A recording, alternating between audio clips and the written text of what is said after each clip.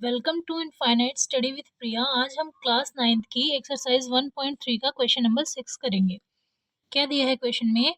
P by Q जहाँ Q 0 के equal नहीं है के रूप की परिमेय संख्याओं के अनेक उदाहरण लीजिए। जहाँ P और Q पूर्णांक हैं जिनका एक के अतिरिक्त कोई भी उभयनिष्ठ गुणनखंड नहीं है और जिनका शांत दशमलव निरूपण या प्रसार है।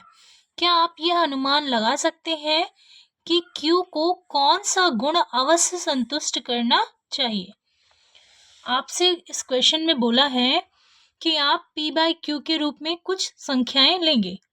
देखो लिया गया ना, परिमेय संख्याओं के अनेक उदाहरण लेने हैं आपको, जिसमें ऐसी परिमेय संख्या होगी जिसमें P और Q का एक के अलावा कोई उभयनिष्ठ गुणनखंड नहीं होगा और आपको यह अनुमान लगाना है कि Q की कौन सी ऐसी प्रॉपर्टी है जिसके रहने पर जो आंसर है वो हमेशा शांत दशमलव के रूप में आ रहा है।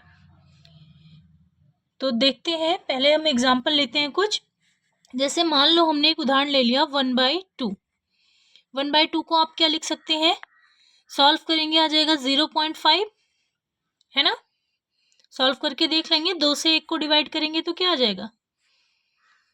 2 के टेबल में 1 आता नहीं है, हमने 0 लगा के पॉइंट लगा दिया तो यहाँ पर हमने 0 बढ़ा दिया। 2 5 ज़ा 10, 2 5 ज़ा 10, ठीक है, 0.5 आ गया। ऐसे ही हमने ले लिया 1/4। 1/4 की वैल्यू क्या आ जाएगी? 0.25। ये दोनों शांत है ना, शांत दशमलव प्रसार है। अभी एक एग्जाम्पल और लेते हैं हम, और देखो एक कंडीशन और दी थी, P और Q का कोई उभयनिष्ठ गुणनखंड, तो 1 और 2 का कोई एक के अलावा उभयनिष्ठ गुणनखंड भी नहीं है, ऐसे 1/4 का भी नहीं है। मैंने एक एग्जाम्पल और ले लिया 2/5। 2/5, 2 और 5 का एक के अलावा कोई उभयनिष्ठ गुणनखंड नहीं है। हम इसे सॉल्व करेंगे तो हमें क्या मिलेगा? 0.4, है ना। अब 0.4 भी शांत है, ठीक है। ऐसे ही एग्जाम्पल ले लेते हैं 1/10। 1/10 की वैल्यू क्या आ जाएगी? 0.1, है ना, ये भी शांत है। अगर वहीं पर आप उदाहरण ले लें 1/3, 1 और 3 का भी एक ही उभयनिष्ठ गुणनखंड है, 1, उसके अलावा नहीं है। उभयनिष्ठ गुणनखंड का मतलब है इन दोनों का HCF 1 के अलावा कुछ नहीं आना चाहिए। तो 1 और 3 का एक ही उभयनिष्ठ गुणनखंड है 1। लेकिन अगर 1/3 को आप दशमलव के रूप में लिखेंगे तो क्या आएगा? 0.3333, ऐसे रिपीट होता जाएगा 3, मतलब 1/3 की वैल्यू आ जाएगी 0.3 बार। अगर 1/7 को ले लें आप तो 1/7 की वैल्यू क्या होती है? सॉल्व करेंगे तो आप पाएंगे 0.142857 बार। ये संख्याएं बार बार रिपीट होंगी। तो आप ध्यान दीजिए, वो संख्याएं जिनके अंत में जिनके ऐसी परिमेय संख्या जिनमें Q में 2 है या 5 है या 2 5 का मल्टीपल है, वो सारी संख्याएं कैसी आती हैं? शांत। और इसके अतिरिक्त कुछ भी है पर Q में, तो जो नंबर आएगा वो कैसा आएगा? अशांत। जैसे यहाँ पर हर में कौन सी संख्या है? Q की वैल्यू क्या है? 3। ना तो ये 2 है, ना 5 है, और ना 2 5 का मल्टीपल है, इसलिए हमें दशमलव प्रसार कैसा मिल गया? अशांत। यहाँ पर क्या था? 7, इसलिए आंसर क्या मिला? अशांत। ठीक है, तो आप ये लिख सकते हैं कि अगर हमें शांत दशमलव प्रसार चाहिए तो उसके लिए क्या होना चाहिए? दशमलव प्रसार के लिए Q के अभाज्य गुणनखंड में केवल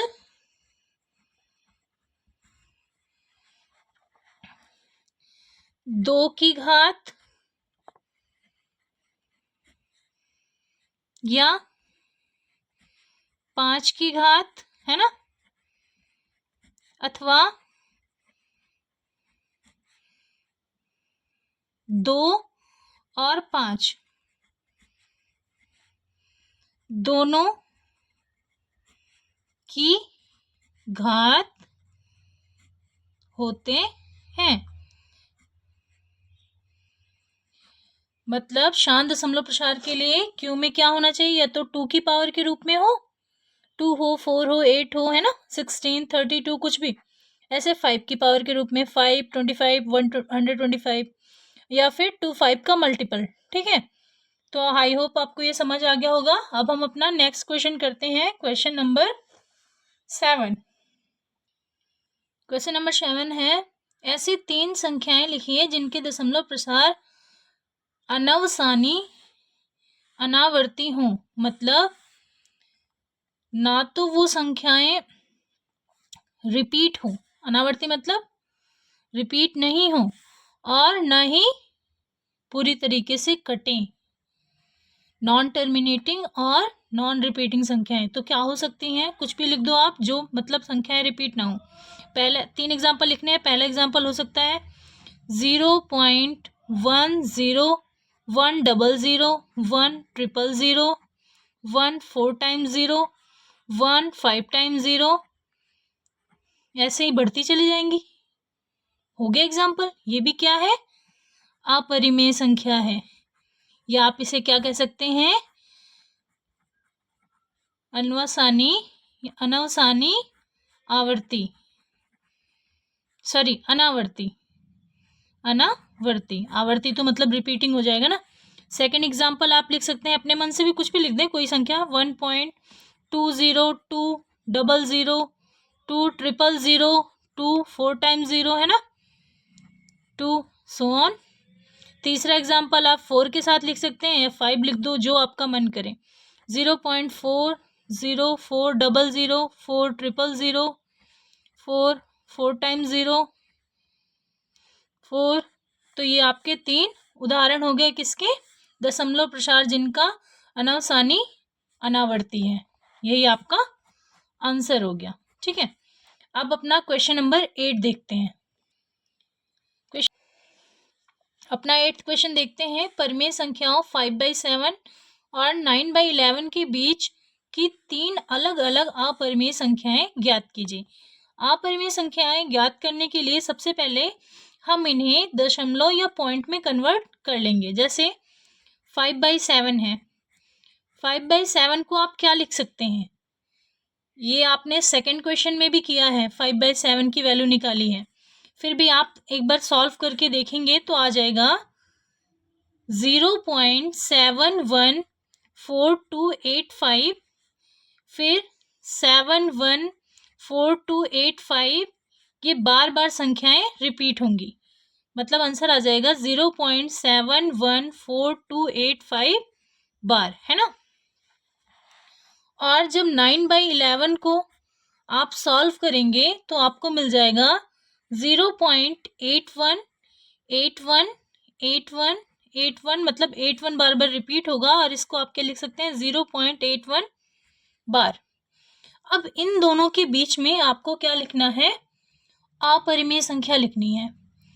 बच्चों आप ध्यान देंगे, कोई भी 2 संख्याएं हैं, जैसे 2 और 3 मैंने लिख दिया, और मैंने आपसे क्वेश्चन किया कि इनके बीच में कितनी परिमेय संख्याएं हैं, तो आपका आंसर होगा अनगिनत। और अगर मैंने क्वेश्चन चेंज कर दिया और आपसे पूछा 2 और 3 के बीच में कितनी अपरिमेय संख्याएं हैं, तो उसका भी आंसर सेम आ जाएगा, अनगिनत। किन्हीं भी 2 संख्याओं के बीच में अनगिनत अपरिमेय संख्याएं भी होती हैं और परिमेय भी। तो ऐसे ही 2 नंबर्स दिए हैं, इनके बीच में 3 क्या, आप बहुत सारी अपरिमेय संख्याएं लिख सकते हैं। तो आपको ध्यान देना है, जो भी आप नंबर लिखेंगे वो इससे 0.714285 बार से ज़्यादा हो और 0.81 बार से कम हो, मतलब इनके बीच में हो। तो क्या हो सकता है, 71 से ज़्यादा और 81 से कम, 72 ले लें हम, कोई दिक्कत नहीं है। 0.72 जैसे हमने इस पिछले क्वेश्चन में किया था, 00, 72, 000, 72 4 टाइम्स 0, 72 5 टाइम्स 0, लिखते चले जाओ, क्या दिक्कत है, मिल गई हमें एक संख्या। ऐसे ही आप क्या लिख सकते हैं, ये तो पहली हो गई, 3 लिखनी है ना, सेकंड लिख दो, 71 से 81 के बीच में कोई भी एक नंबर, 0.75 ले ले, 75075, 2 टाइम्स 0 7 5, 3 टाइम्स 0 7 5, सो ऑन। ऐसे ही तीसरी संख्या 7 9 ले लें, 0.79, 079, 00 79, 000 79 हो गया। यही हमारा क्या हो गया आंसर। 5/7 और 9/11 के बीच में हमने 3 अपरिमेय संख्याएं लिख ली। अपना 9th क्वेश्चन देखते हैं और इस एक्सरसाइज का ये लास्ट क्वेश्चन है। बताइए कि निम्नलिखित संख्याओं में कौन कौन संख्याएं परिमेय हैं और कौन सी अपरिमेय हैं। आपको कुछ नंबर्स दिए गए हैं, टोटल 5 नंबर हैं। इनमें आपको चेक करना है कौन सी संख्या अपरिमेय है और कौन सी परिमेय। तो देखो फर्स्ट देखते हैं √23। अच्छा, अंडर रूट के अंदर ये कौन सी संख्या है? 23 एक प्राइम नंबर है, अभाज्य संख्या है, तो ये क्या हो जाएगी? अपरिमेय संख्या। क्या आ जाएगा इसका आंसर? अपरिमेय। ठीक है। और अब दूसरा दिया है √225। √225 को आप क्या लिख सकते हैं? 225 23 को के साथ तो हमने कुछ नहीं किया क्योंकि वो अभाज्य संख्या थी, उसका गुणनखंड क्या आता? 1 × 23, इसलिए उसे हमने डायरेक्ट लिख दिया अपरिमेय संख्या। लेकिन इसका हम गुणनखंड करके चेक करेंगे ना कि क्या आएगा। 200 √3 × 3 × 5 × 5 क्या लिख सकते हो? पेयर बना लेंगे अंडर रूट के अंदर और एक एक को बाहर कर देंगे। क्या आ जाएगा? 3 × 5 मतलब 3 5 × 15। √225 की वैल्यू हमें क्या मिली? 15, जो कि क्या है? एक परिमेय संख्या है। परिमेय संख्या है ना। इसे हम p/q के रूप में लिख सकते हैं। 15/1 करोगे तो परिमेय नंबर ही तो आ जाएगा। ठीक है। अब अपना नेक्स्ट देखते हैं, थर्ड पार्ट इसका 0.3796। ये कैसा नंबर है? वैसे तो आपको देख के पता चल रहा होगा ये परिमेय संख्या है। कैसे कह सकते हैं हम? क्योंकि इसे हम p/q के रूप में लिख सकते हो। कैसे लिखोगे?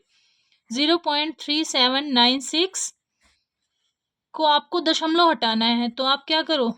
इसको 4 अंक पर दशमलव है तो 10,000 से मल्टीप्लाई कर दो और 10,000 से डिवाइड कर दो। क्या आ जाएगा? 3796/1 1 के बाद 4 टाइम 0 मतलब, और ये किस रूप में आ गया? p/q के रूप में। तो ये कैसी संख्या हो गई? परिमेय संख्या। ठीक है। अब अपना नेक्स्ट फोर्थ पार्ट देखते हैं। 7.478 और आगे भी ऐसे 478, मतलब ये 478 जो है आपका ये रिपीट हो रहा है। इसे आप क्या लिख सकते हो? 7.478 बार। और आपको पता है ये अशांत आवर्ती का टाइप है, नॉन टर्मिनेटिंग रिपीटिंग, मतलब ये संख्याएं बार बार रिपीट हो रही हैं, तो आप इन्हें p/q के रूप में लिख सकते हैं। आप इसे क्या लिख सकते हो? 7471/999। ये p/q के रूप में आ गया। तो ये कैसी संख्या है? परिमेय संख्या। वैसे भी किसी भी संख्या पर आप बार देखें तो आप डायरेक्ट कह सकते हैं वो कैसी संख्या है? परिमेय संख्या। ठीक है। अब अपना नेक्स्ट टाइप देखते हैं, नेक्स्ट पार्ट देखते हैं। Question fifth part 1.1010010001 4 time 0 1। तो इसका क्या मतलब है? ऐसे एग्जाम्पल तो हमने पहले भी किए थे। ये किस टाइप की संख्या है? अपरिमेय संख्या।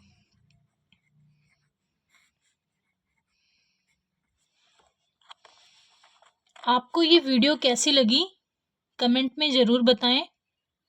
Thanks for watching.